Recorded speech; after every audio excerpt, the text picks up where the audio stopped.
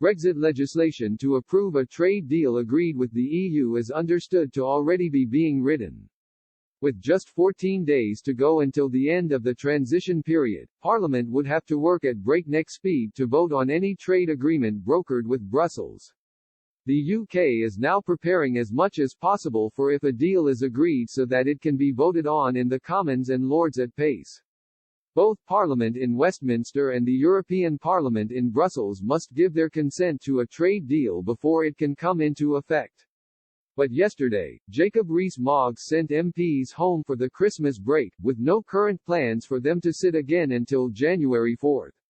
He had been expected to announce to the Commons that MPs would be asked to remain in Westminster next week in case a deal was struck, but changed his mind due to the gaps in negotiations. However, he told the House, should a deal be secured, it is the government's intention to request a recall in order that Parliament may pass the necessary legislation. Parliament has and continues to do its duty, and has long shown it can act quickly and decisively when needed. I am sure the whole House will agree the country would expect nothing less. According to the Huffington Post, a draft future relationship bill is already written to help speed up the ratification process as soon as a deal if done. The 50-page document provides the skeleton for the legislation MPs and Lords would vote on, with just the details of the trade deal needing to be added in. However, while every preparation is being made to speed up the ratification process should a deal be agreed, last night the UK gave a downbeat assessment of negotiations.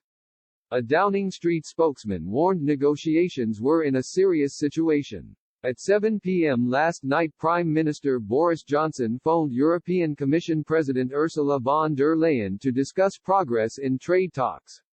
While negotiators Lord Frost and Michel Barnier have made progress in some areas in recent days, large gaps still remain on fishing. Mr. Johnson used last night's phone call to accuse the EU of being unreasonable in its demands for access to UK waters.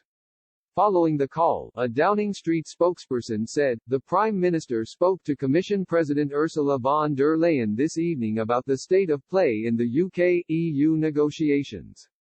The Prime Minister underlined that the negotiations were now in a serious situation. Time was very short and it now looked very likely that agreement would not be reached unless the EU position changed substantially.